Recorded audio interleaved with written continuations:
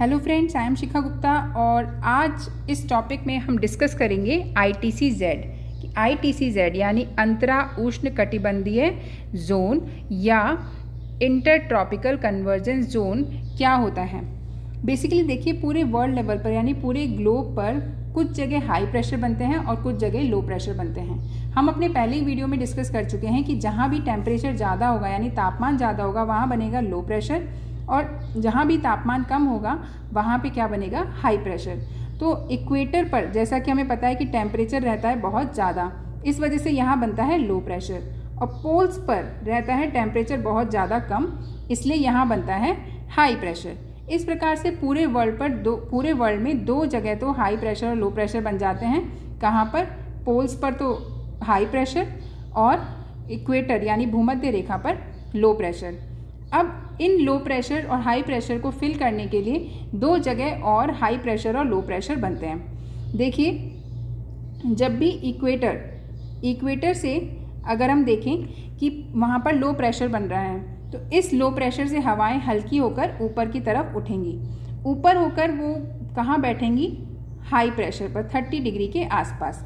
30 degree latitude यानी 30 degree अक्षांश, 30 degree अक्षांश के आसपास जब ये हवाएं नीचे बैठेंगी तो यहाँ पर बन जाता है हाई प्रेशर का जोन। इसी तरीके से पोल्स पर जो हमारा हाई प्रेशर बन रहा है, इस हाई प्रेशर कब बनता है? जब हवाएं नीचे बैठती हैं। तो यहाँ पर हवाएं जो नीचे बैठेंगी तो ये हवाएं कहीं से तो आएंगी। इस प्रकार से जब 30 डिग्री पर भी हाई प्रेशर बन रहा है तो ये हवाएं कहीं से तो आएंगी। तो इन दोनों हाई प्रेशर के बीच में 60 डिग्री के आसपास बन जाता है लो प्रेशर, और लो प्रेशर से हवाएं हल्की होकर ऊपर उठती हैं जो कि बैठ जाती हैं पोल्स पर और 30 डिग्री के आसपास। इस प्रकार से पूरे ग्लोब पर कुछ जगह हाई प्रेशर बन जाते हैं और कुछ जगह लो प्रेशर बन जाते हैं। अब आपको पता ही है कि हवाएं हमेशा high pressure to low pressure चलती हैं, ठीक है। तो अगर हम देखेंगे कि 30 डिग्री से 0 डिग्री की ओर हवाएं चलती हैं, क्यों? 30 डिग्री पर हाई प्रेशर है और 0 डिग्री पर लो प्रेशर है। तो 30 डिग्री टू 0 डिग्री जब हवाएं चलती हैं तो कोरियोलिस फोर्स के कारण उन हवाओं की दिशा हो जाती है उत्तर पूर्व से दक्षिण पश्चिम की ओर। ये तो हो जाती है उत्तरी गोलार्ध में, और दक्षिणी गोलार्ध में हो जाती हैं ये दक्षिण पूर्व से उत्तर पश्चिम की ओर, ठीक है। ये दोनों जो हवाएं होती हैं ये दोनों मिलती हैं 0 डिग्री यानी भूमध्य रेखा के आसपास। अब भूमध्य रेखा पर जब ये हवाएं मिलती हैं तो दो अलग अलग क्षेत्रों से इन हवाओं के आने से यहाँ स्ट्रॉन्ग लो प्रेशर क्रिएट हो जाता है, क्योंकि यहाँ पर जो है हवाएं हल्की होकर ऊपर उठती हैं इक्वेटर पे। इस लो प्रेशर वाले जोन को, जहाँ पर दोनों ट्रॉपिक्स की हवाएं मिल रही हैं, यानी 30 डिग्री हाई प्रेशर से आने वाली हवाएं जब लो प्रेशर भूमध्य रेखा पर मिलती हैं तो इसे हम ITC-Z बोलते हैं, इंटर ट्रॉपिकल कन्वर्जेंस जोन बोलते हैं। इसकी क्या वजह है? क्योंकि 30 डिग्री से 0 डिग्री के बीच का जो क्षेत्र होता है, 30 डिग्री अक्षांश से 0 डिग्री अक्षांश के बीच का क्षेत्र, इसे हम बोलते हैं ट्रॉपिकल जोन यानी उष्ण कटिबंध, ठीक है। और इसलिए इस जगह को बोलते हैं अंतरा उष्ण कटिबंधीय क्षेत्र या इंटर ट्रॉपिकल कन्वर्जेंस जोन। तो ITC-Z और कुछ नहीं है, जो लो प्रेशर क्रिएट हो जाता है इक्वेटर पर तापमान के कारण, उसे ही ITC-Z कहा गया है, क्योंकि यहाँ पर हाई प्रेशर से हवाएं चलकर आती हैं और इस जगह पर आकर अभिसरित हो जाती हैं। अब देखिए दोस्तों, जब सूरज जो है, हमने देखा है कि उत्तरी गोलार्ध और दक्षिणी गोलार्ध में शिफ्ट होता रहता है। बेसिकली सूरज शिफ्ट नहीं होता है, पृथ्वी सूरज के चारों ओर घूमती है, जिसके कारण पूरे वर्ष में अलग अलग सीजन्स यानी ऋतुएं बनती हैं। जब ग्रीष्म ऋतु आती है, यानी भारत में अगर उत्तरी गोलार्ध में ग्रीष्म ऋतु है, तो उस समय क्या होगा, पूरे ये जो ITC-Z है ये नॉर्थ में शिफ्ट हो जाएगा। इसकी वजह क्या है? इसकी वजह है क्योंकि गर्मी जैसे जैसे बढ़ेगी तो सूरज नॉर्थ की तरफ शिफ्ट होगा।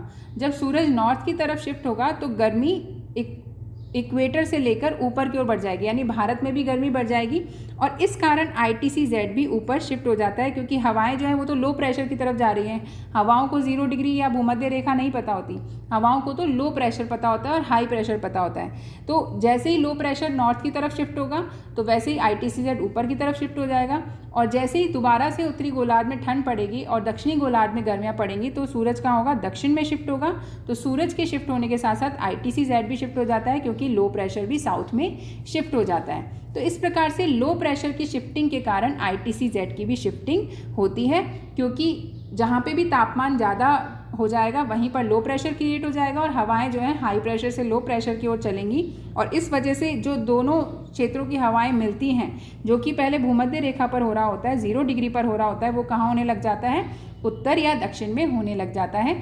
इससे ही ITCZ जो है उसकी शिफ्टिंग होती है। तो बेसिकली ITCZ ऐसी कोई लाइन नहीं है पूरी पृथ्वी पर, ये एक इमेजिनरी लाइन है, इमेजिनरी क्षेत्र है, जहाँ पर दोनों उष्ण कटिबंधों ट्रॉपिकल जोन्स से आने वाली हवाएं जो होती हैं वो मिलती हैं। तो होपफुली आपको ITCZ समझ में आ गया होगा। जब भी हम मानसून के बारे में पढ़ते हैं तो ITCZ का जिक्र जरूर आता है, क्योंकि ITCZ लो प्रेशर के साथ शिफ्ट हो जाता है, और जब ITCZ भारत के ऊपर स्थापित होता है हम मानते हैं कि तभी भारत में मानसून का आगमन होता है।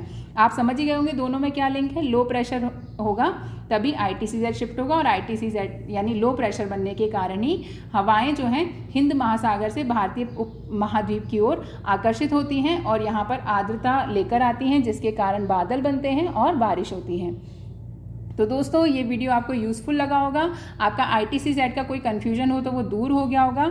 अगर आपको ये प्रेशर बेल्ट और ये सारी चीज़ें विंड सिस्टम नहीं समझ में आया तो घबराने की कोई बात नहीं है, हम आगे अगले किसी वीडियो में आपको पूरा विंड सिस्टम और प्रेशर बेल्ट्स समझाएंगे। Thank you very much, bye bye.